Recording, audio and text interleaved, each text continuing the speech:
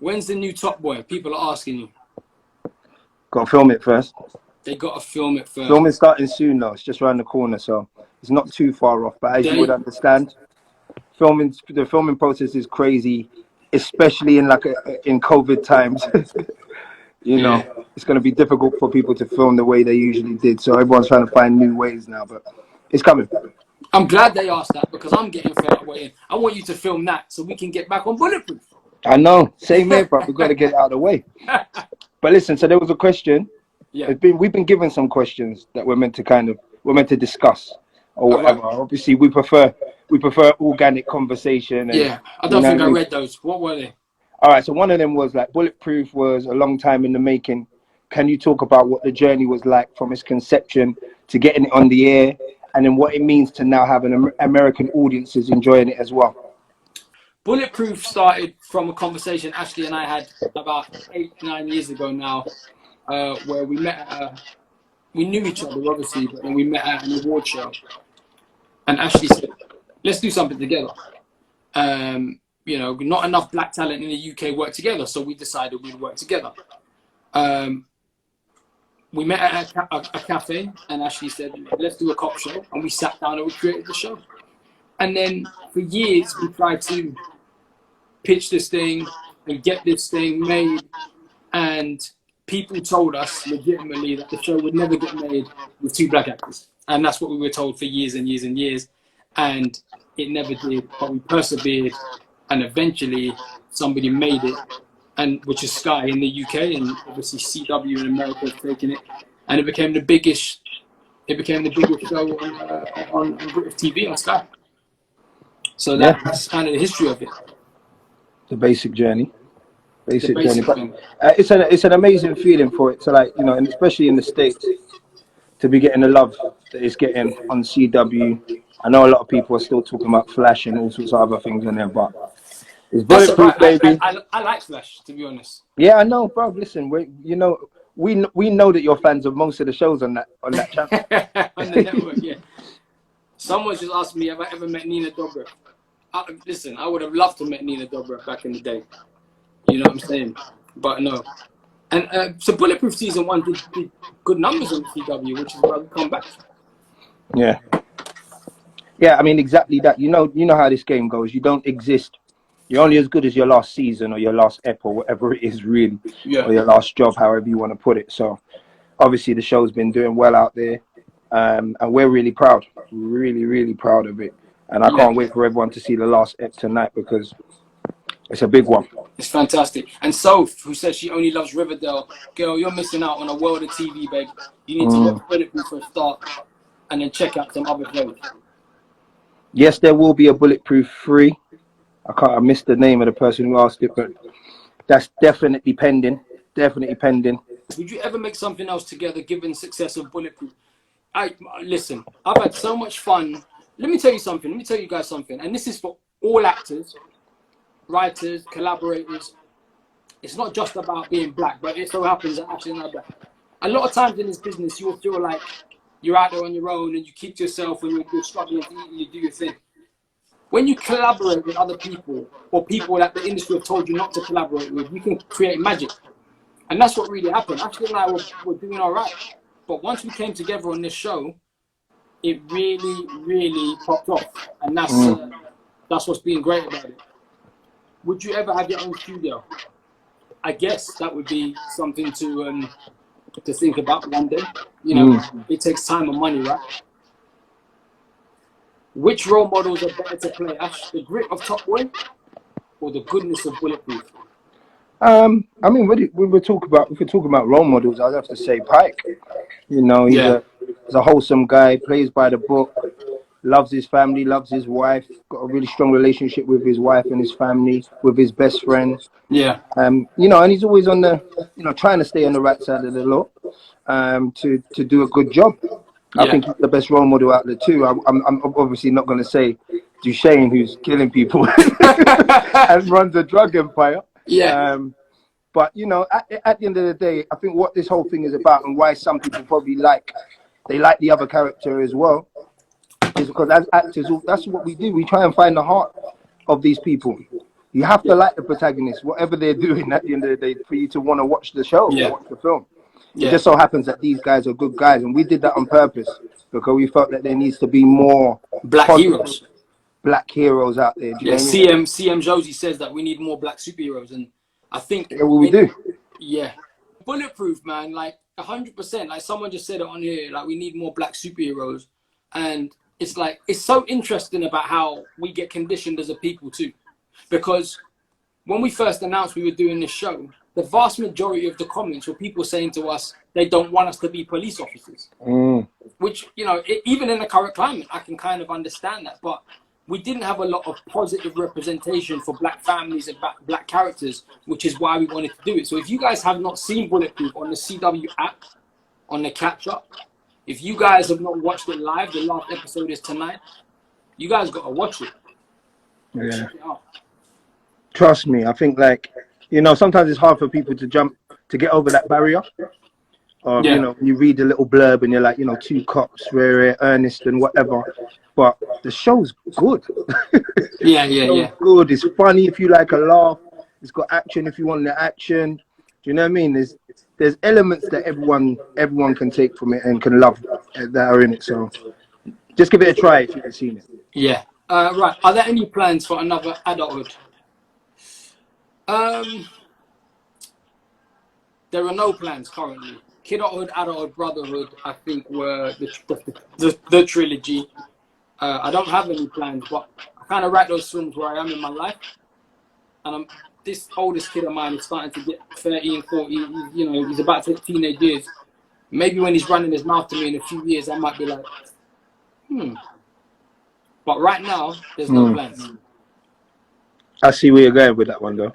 Do you know what I mean? Because I write them where I am in my life, and he's already back talking me, and I'm like, yo, I can imagine when he's 16, I might start thinking, right, how would Sam be with a 16-year-old? Yeah. You know, but currently, no. This is a gritty show about undercover police officers doing a very dangerous job, sacrificing time with their families and loved ones, losing friends, co-workers, and relationships. You would not expect a show like this to have so much humor and lightness with this subject matter. Talk about the humor. Was it intentional that it also has this amount of levity, or is more organic because of the relationship between Noel and Ashley? You read that very well. Well, so the truth is that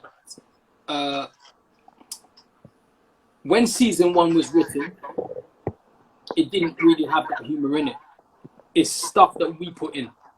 It's the relationship between Ashley and myself, and the banter that we have behind the scenes, and our in-jokes and our friendship that really, like the stuff with the trainers and the fist bump and all the little bantery moments. In season 1, that wasn't really in there at all. If you read the scripts, they were very different. It's stuff that we did and we put in and we vibed with and felt, and it just worked. It just worked. We kind of knew it would work because it's what makes us laugh. And generally, the reason people tell jokes is if it makes one person laugh, it will make another person laugh. So that's how it kind of evolved. And obviously, then in season 2, people tried to do it, but it kind of worked when we did. Yeah, it's one of the best parts of filming that show. Anyway, just the jokes that we have. I think, like, we're constantly having to tell people this is not a normal film set. Like, we get the work done. Don't get it twisted. We get the work done. But laugh. No one can't talk about our professionalism, but when we're laughing, we're laughing. Yeah, all day. When I'm laughing, I'm gone. Yeah, he cries when he laughs as well. I'm gone. We have to stop tears. Makeup has to run in. All right. Ashley, what's your new song, Love and War, about? For those who don't know, Ashley is also one of the best rappers out there in the UK. The new song Love and War, which you can watch now, YouTube, GRM Daily, whatever, is, well, I initially wrote it. When I heard the beat, I wanted to write something about my wife and about love. But when I started writing it, it turned into something else. So when you listen to the lyrics, most people think I am talking about a relationship, like with a woman or my wife or whatever, but actually it's my relationship with music. Has been a love and war relationship for me. And that whole thing of I will always do it as therapy for myself. Yeah. So it will never be able to hide from me. Do you know what I mean? Even if Yeah. I'm not getting the best accolades and the awards from it and making the money from it or whatever, it can't hide from me. It's always going to be in my heart. I'm always going to be chasing it somehow. Do you know what I'm Yeah. saying? Yeah.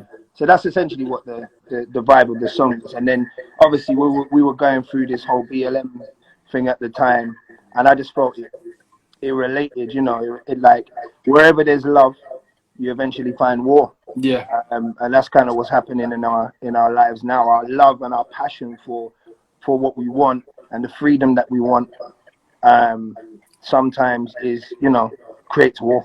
100%. We're seeing it. You know, we're Seeing seeing it all the it. time. Man, it's a deep song. I thought it was about me, to be honest. You know? It's about you as well, bro.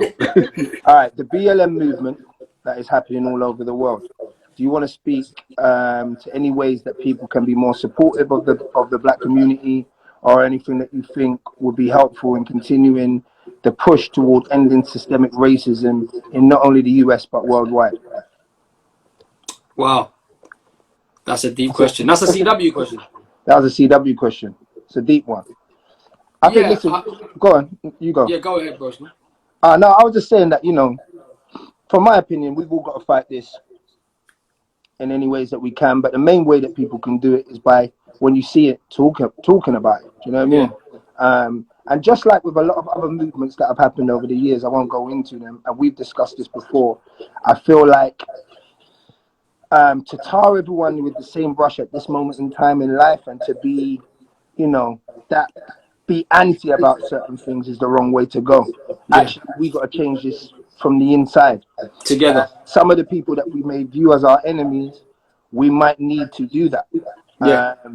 So we don't want to write everyone off, you know what I mean? But we do have to call out the crap when we see it, bro. And we know, Yeah. as black actors in the UK, you know, we struggle over here. It's not like, you know, I know they struggle in the States as well, but the struggle, I think, is slightly harder over here to kind of make, you know, Yeah. really make something of yourself.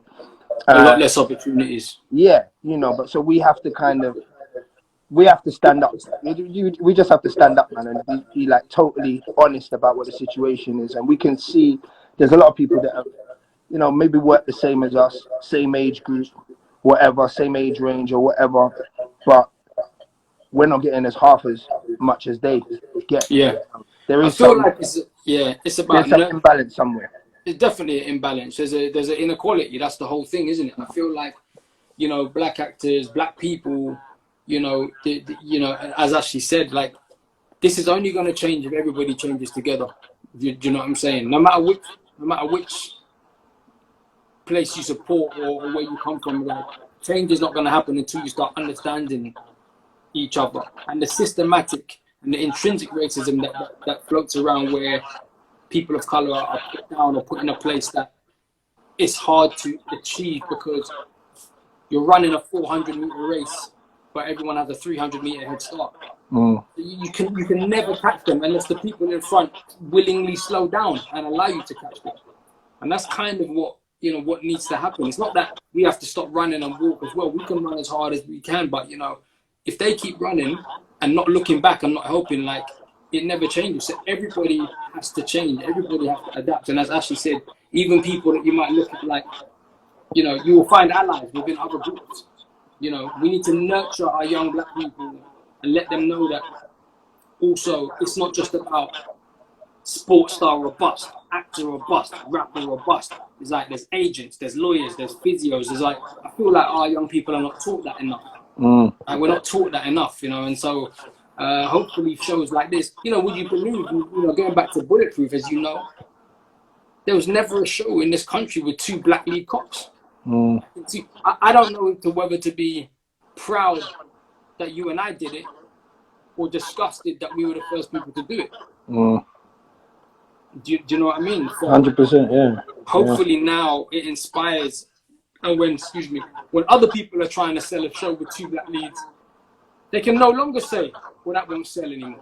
Yeah. That won't work. They can't say it because we've done it, and it's the #1 show. We've got the reference right there. Right there. You know, the reference is right there. How did we meet? We met on a short film. Listen, before some of you young people were born. We met on a short film in 1999. Years In the ago. short film. Years ago. Yeah, years ago. What's that? Like 21 years ago? No, 19 years ago. Sorry, I'm not a mathematician. No, it's 21. Yeah, I was right. It's 21 years ago. Why are you doubting yourself? Because I'm not good at maths. That's why I'm an actor, bro. And I write. You make enough money. I don't count it. I just look at it. I just look at it and touch it.